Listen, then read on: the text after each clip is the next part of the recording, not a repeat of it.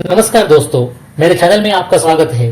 पिछले वीडियो में मैंने ईपीएस 95 उच्च पेंशन के मामले में 4 नवंबर 2022 के सुप्रीम कोर्ट के फैसले के बारे में विस्तार से बताया है कि कौन इसके लिए आवेदन करने के पात्र हैं। पैरा 26(6), पैरा 11(3) और पैरा 11(4) क्या है, आवेदन करने से पहले कौन सी सावधानियां बरतनी चाहिए और कौन से दस्तावेज ऑनलाइन अपलोड करने की आवश्यकता है। उच्च पेंशन के विषय पर इस दूसरी कड़ी में हम ईपीएफओ सदस्य पोर्टल में ऑनलाइन आवेदन कैसे करें, इस पर चर्चा करेंगे। सबसे पहले सदस्य ई सेवा पोर्टल पर जाएं।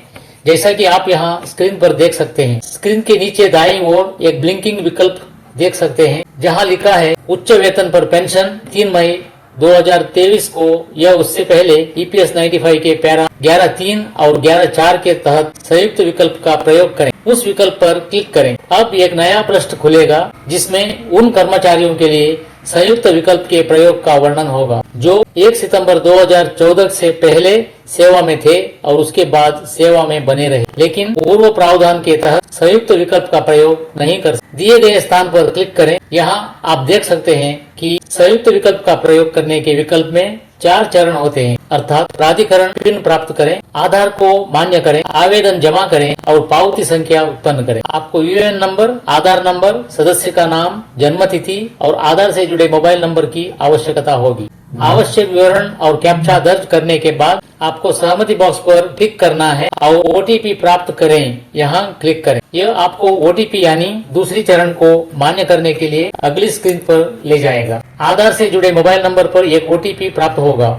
प्रदान की गई जगह पर ओटीपी दर्ज करें जैसा कि स्क्रीन पर दिखाया गया है और ओटीपी मान्य करें। इस जगह पर क्लिक करें जो आपको अगली स्क्रीन पर ले जाएगा। यह तीसरा चरण बहुत शीर्षक है, उच्च वेतन आवेदन पत्र पर पेंशन, ऐसा लिखा हुआ दिखाई देगा। आप स्क्रीन पर ज्वाइंट ऑप्शन फॉर्म देख सकते हैं। कृपया इसे ध्यान से देखें और छोटे स्क्वायर पर टिक करें, यह पुष्टि करते हुए कि आपने 4/11/2022 के सुप्रीम कोर्ट के फैसले को पढ़ लिया है। इसमें यह भी कहा गया है कि पेंशन की गणना इस उद्देश्य के लिए योजना के तहत निर्धारित एक सूत्र के अधीन की जाएगी। इसके नीचे आप अपने सभी संपूर्ण व्यक्तिगत विवरण देख सकते हैं। कृपया अपने सेवा विवरण के साथ उन्हें बारीकी से देखें। दी गई जगह पर अपना ईमेल आईडी और आधार से जुड़ा बैंक अकाउंट नंबर तथा आईएफएससी कोड टाइप करें। इसके नीचे 4 महत्वपूर्ण प्रश्न हैं और आपको प्रत्येक प्रश्न के लिए अलग अलग मामले के आधार पर हाँ या न पर क्लिक करना होगा। यदि प्रत्येक प्रश्न के लिए आपका उत्तर हाँ है तो आपको उसके लिए दस्तावेजी प्रमाण संलग्न करना होगा। दस्तावेज पीडीएफ प्रारूप में होना चाहिए और फाइल का आकार 250 केबी से अधिक नहीं होना चाहिए। पहला प्रश्न केवल उनके लिए लागू होता है यदि सदस्य की ज्वाइनिंग डेट 1 जून 2001 से पहले है। यहाँ जब आप हाँ पर क्लिक करते हैं तो एक ड्रॉप डाउन विंडो दिखाई देगी जहाँ आपको ऊपर निर्दिष्ट ईपीएफ योजना के पैरा 26(6) के तहत अनुमति अपलोड करनी होगी। दूसरा प्रश्न केवल तभी लागू होता है जब निकास की तिथि 1 जून 2001 को या उसके बाद हो। तो उत्तर हाँ है तो आपको ईपीएफ योजना के पैरा 26(6) के तहत अनुमति अपलोड करनी होगी। तीसरा सवाल यह है कि क्या सदस्य देय अंशदान के भुगतान के लिए अपने पीएफ खाते में उपलब्ध राशि का उपयोग करना चाहता है। यदि आपका उत्तर हाँ है तो एक उप प्रश्न आपसे पूछेगा आज की तारीख में पीएफ खाते में कितना बैलेंस है। यहाँ आपको आपका पीएफ बैलेंस टाइप करना होगा तथा पीएफ स्टेटमेंट या अन्य दस्तावेजी प्रमाण अपलोड करना पड़ेगा। चौथा और अंतिम प्रश्न है क्या सदस्य अपने अंतिम नियोक्ता के माध्यम से भुगतान की तिथि तक देय ब्याज सहित अंशदान जमा करने का वचन दे रहा है। यह तब लागू होता है जब आपके पीएफ खाते में पहले की निकासी या पहले से ही निपटान के कारण अपर्याप्त शेष राशि हो। अंत में घोषणा भाग को एक एक करके पढ़ें। इसमें 9 बातें हैं। जिन बातों से आपको सहमत होना ही है वो यह है। पहला, मैं घोषणा करता हूं कि मैंने सर्वोच्च न्यायालय के निर्णय को पढ़ और समझ लिया है और मैं उक्त निर्णय में निहित निर्देशों के अनुसार इस संयुक्त विकल्प का प्रयोग कर रहा हूं। दूसरा, मैं समझता हूं और सहमत हूं कि कर्मचारी पेंशन योजना के एक सदस्य के रूप में पेंशन का दावा करने का मेरा अधिकार निर्णय के दायरे तक और ईपीएफ और एमपी अधिनियम और उसके तहत बनाई गई योजनाओं तक सीमित है। तीसरा, मैं यह भी समझता हूं कि केंद्र सरकार को इस योजना में संशोधन करने का अधिकार है जैसा वह उचित समझे। चौथा, मैं सहमत हूं कि मेरे नियोक्ताओं द्वारा दिए गए योगदान और ब्याज का विवरण इस आवेदन के लिए देय राशि की गणना के लिए आवश्यक है और यह पूर्ण और अंतिम प्रस्तुतिकरण है।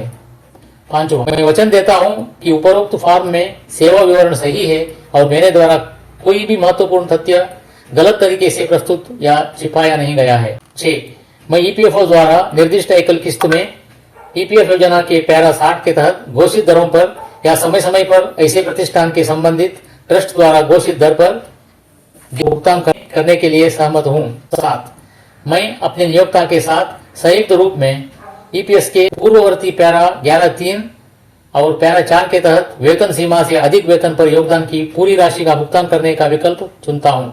मेरे पिछले नियोक्ता के माध्यम से माननीय सर्वोच्च न्यायालय के दिनांक 4/11/2022 के निर्णय के अनुसार मेरे संयुक्त विकल्प के सत्यापन के बाद ईपीएफओ द्वारा निर्देश अवधि के भीतर भुगतान किया गया है।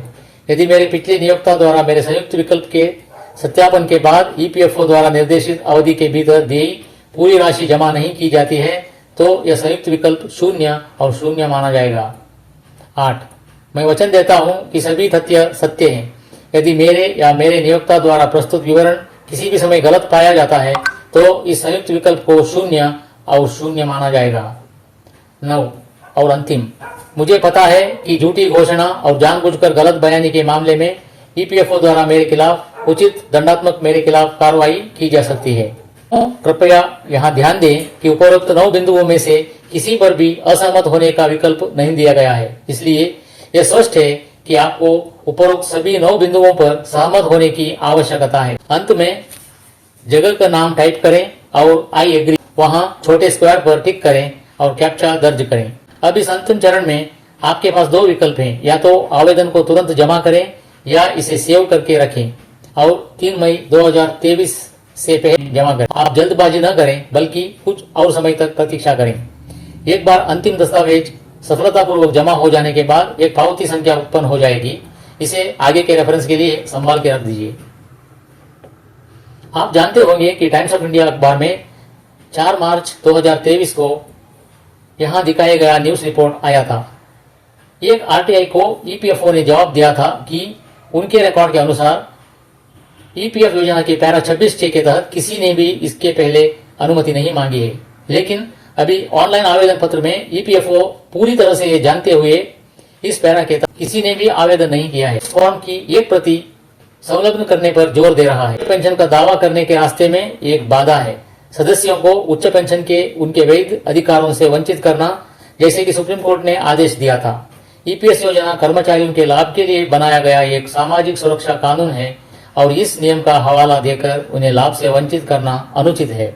मेरे अगले वीडियो की प्रतीक्षा करें, जिसमें ईपीएफओ द्वारा जारी किए गए पिछले परिपत्रों के साथ उपरोक्त मामले पर विस्तार से चर्चा और फॉर्म 26(6) की अनुपस्थिति में कुछ विकल्पों की तलाश के बारे में जान लेंगे। अंतिम फैसला ईपीएफओ का ही होगा। दोस्तों, अपने प्रश्नों को कमेंट बॉक्स में पोस्ट करें तथा सब्सक्राइब बटन पर भी क्लिक करें और अपने दोस्तों के साथ भी शेयर करें। धन्यवाद।